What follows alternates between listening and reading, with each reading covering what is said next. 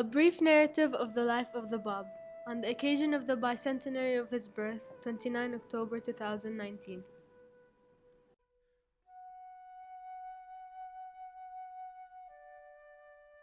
In 1844, in Persia, Iran, a young merchant by the title of the Bab announced that he was a new divine educator, the anticipated promised one.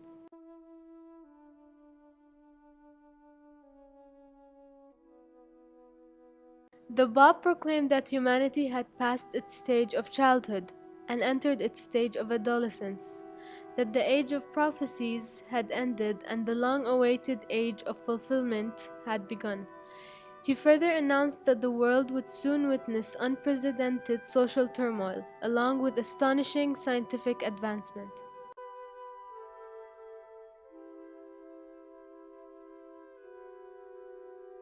His mission, the Bab declared, was to awaken humanity to these astonishing developments and to prepare it for the imminent advent of a new divine educator, Baha'u'llah, whose teachings would usher in the age of unification of mankind, global peace, and a world civilization characterized by spiritual, social, and material prosperity.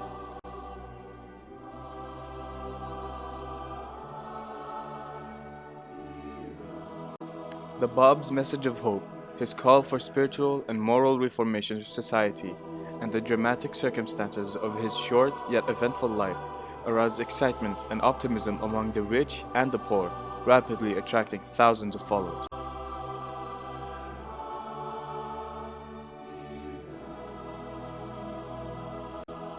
However, soon opposition against the Bab began, and within 5 years, some 20,000 of his followers were put to violent death on charges of heresy.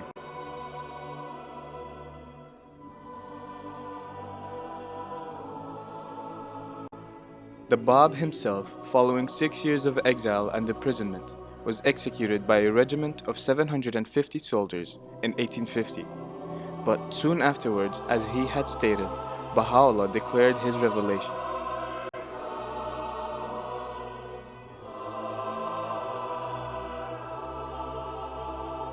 The following is a brief narrative of the life of the Bab, the forerunner and herald of Baha'u'llah.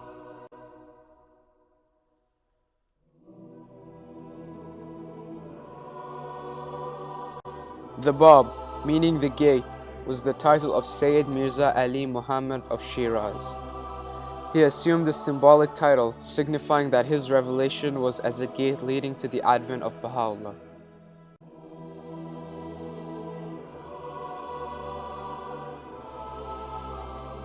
The Bab was born in the city of Shiraz, Iran, in 1819. Both his parents were from the lineage of Prophet Muhammad.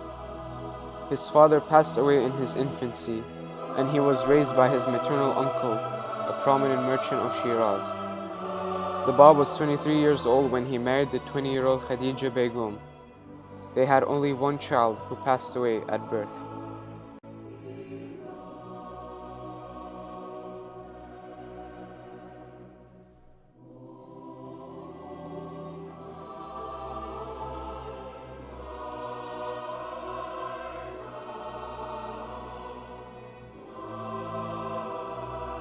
In 1844, at the age of 25 years, the Bab declared his mission.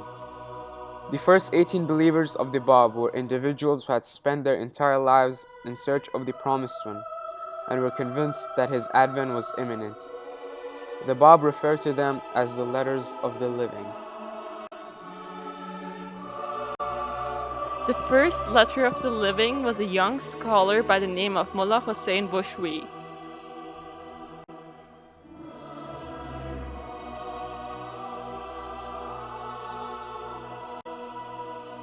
The sole female letter of the living was Tahira, a renowned theologian and poetess of her time.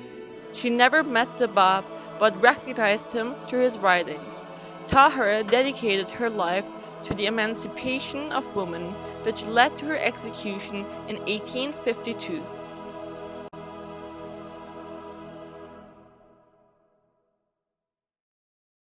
The Bab sent out the letters of the living all across Persia to proclaim the forthcoming advent of Baha'u'llah. The Bab wrote, "Verily I say, Immensely exalted is this day above the days of the apostles of old. Nay, immeasurable is the difference. You are the witnesses of the dawn of the promised day of God. Scatter throughout the length and breadth of this land, and with steadfast feet and sanctified hearts, prepare the way for his coming.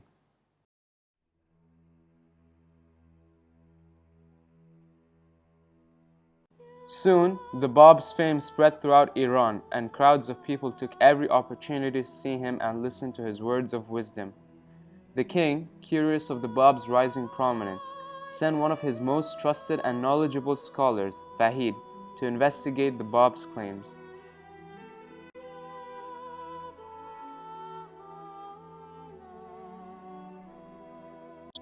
Vahid met the Bab on 3 occasions, and by the 3rd meeting became convinced of the Bab's divine station. He immediately sent a written report to the king, and from that day forward dedicated his energies to the promotion of the Bab's teachings, and eventually laid down his life in his path.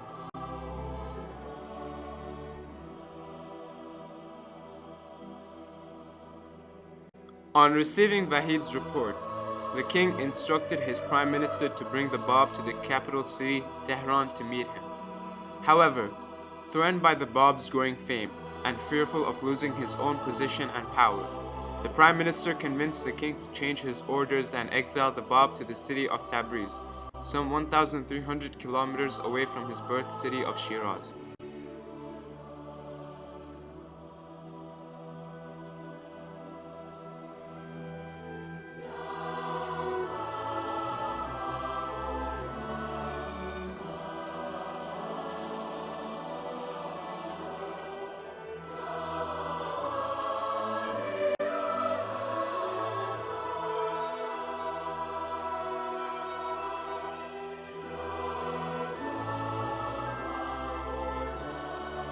After a short stay in Tabriz, the Bab was exiled to the fortress of Mahkou, located in a secluded mountain region in the northwest of Iran, for 9 months.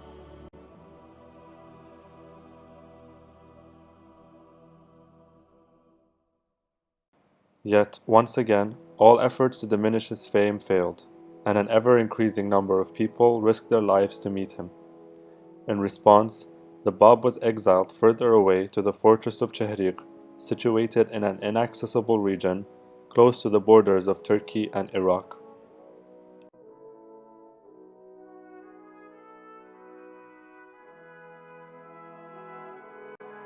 The Bab was imprisoned for 2 years and 3 months in the fortress of Chehriq, in a region known for its bitterly cold winters.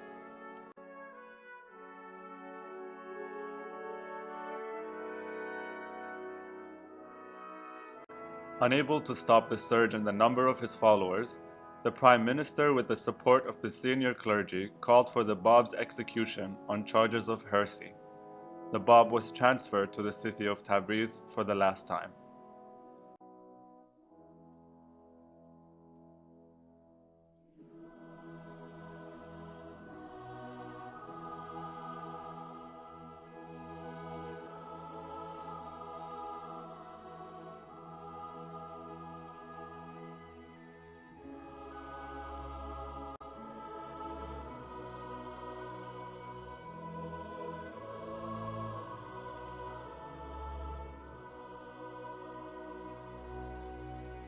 At noon on July 9, 1850, the Bab was transferred to the barrack square of Tabriz, and in view of some 10,000 onlookers, was executed by a regiment of 750 soldiers.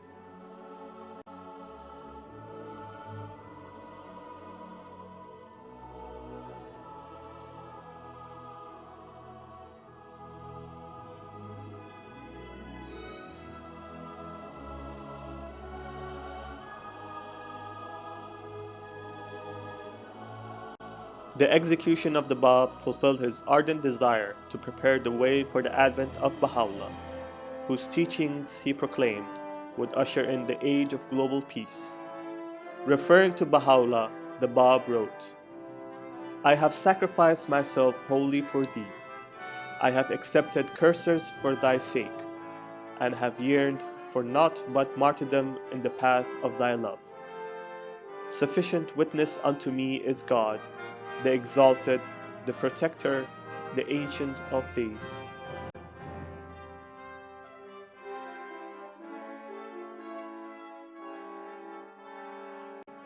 Despite the Bab's execution in 1850, efforts to eradicate his legacy did not end. His house in Shiraz was ransacked on 2 occasions and was eventually demolished by the order of Iran's ruling clergy in 1979.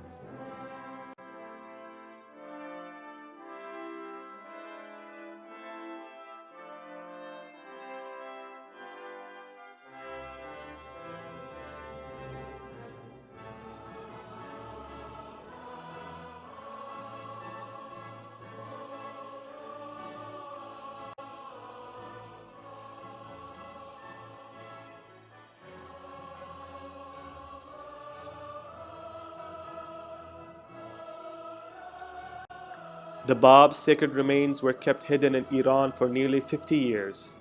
In 1899, according to the wishes of Baha'u'llah, himself a prisoner and an exile of the Ottoman Empire for 40 years, the remains of the Bab were transferred to Mount Carmel in Haifa, Palestine, now the state of Israel.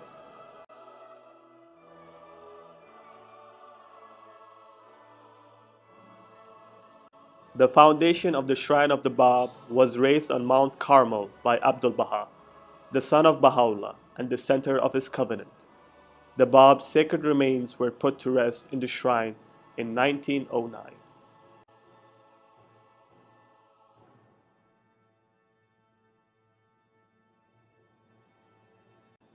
The superstructure of the Shrine of the Bab was completed under the guidance of Shoghi Effendi, the great-grandson of Baha'u'llah and the guardian of the Baha'i faith, in 1953.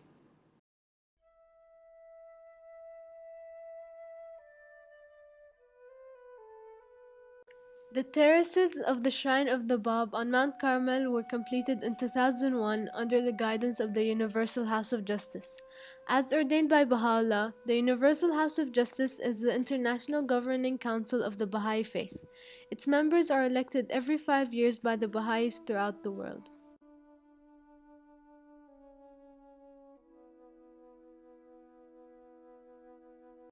The official opening of the terraces of the Shrine of the Bab was attended by thousands of Baha'is on May 23, 2001.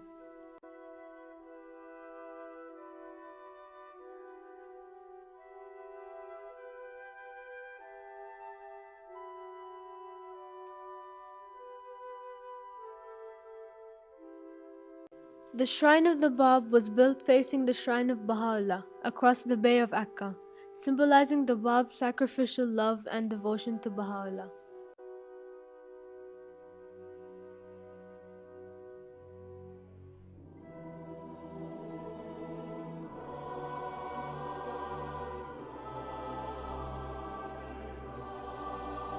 The Shrine of the Bab is illuminated every night for an hour, in remembrance of the days of his exile and imprisonment in the dark and cold prisons of Iran.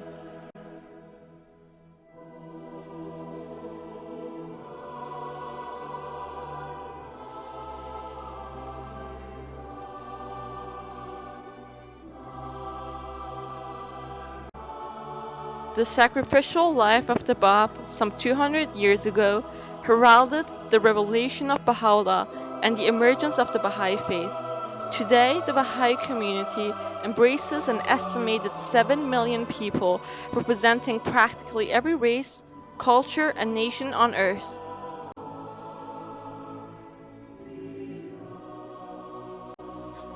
As envisioned by the Bab, it is through the unifying teachings of Baha'u'llah that today Baha'is, along with people of different ethnicities, faith or no faith, are engaged in the process of community building throughout the world.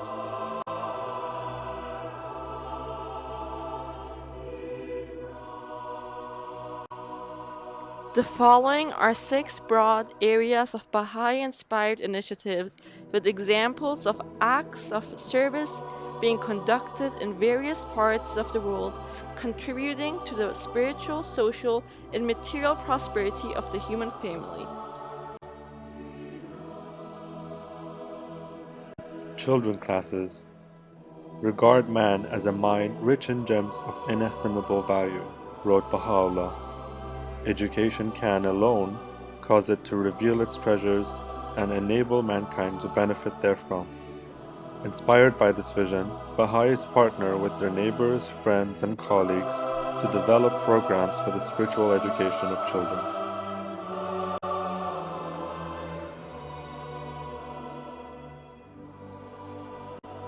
The Junior Youth Spiritual Empowerment Program. While global trends view junior youth as problematic, the Baha'i community sees in them an acute sense of justice, eagerness to learn about the universe, altruism, and a desire to contribute to the construction of a better world. The program engages junior youth in meaningful discussions, acts of community service, and artistic expressions through drama, cooperative games, and storytelling.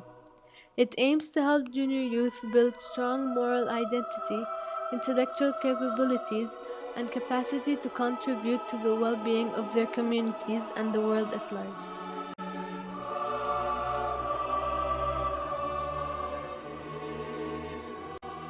Devotional meetings. Devotional meetings are informal but respectful gatherings where people of all backgrounds and beliefs get together in prayer. For Baha'is, worship is inseparable from service. Devotional gatherings generate a unifying spirit that permeates the community and invigorates individuals to strive towards personal development and service to the wider community.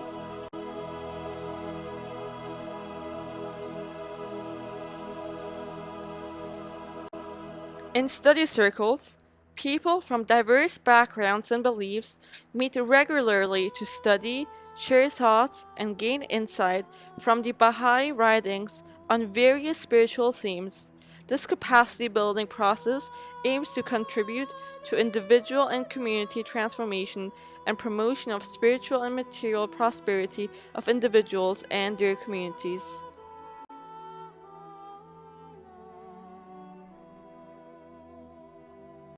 Social action. Similar to all other Baha'i activities, social action initiatives are focused on promoting spiritual, social, and material well-being of people of all walks of life, whatever their beliefs or background. The primary aim is to build capacity in individuals and communities to participate in creating a better world. The initiatives are often modest in scale and scope, relying on local resources, and are mostly related to education, health, agriculture, or environmental protection.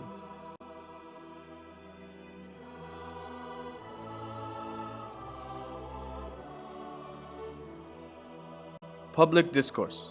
The Baha'i public discourse initiatives are on diverse subjects, including equality of women and men, governance, peace, public health, and development.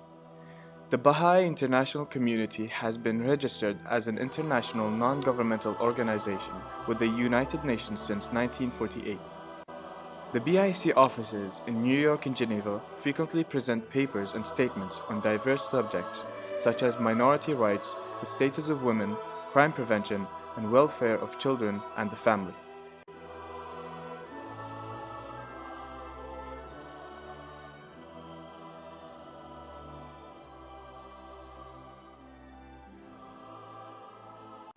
O my beloved friends, you are the bearers of the name of God in this day. It behoves each one of you to manifest the attributes of God, and to exemplify by your deeds and words the signs of His righteousness, His power and glory.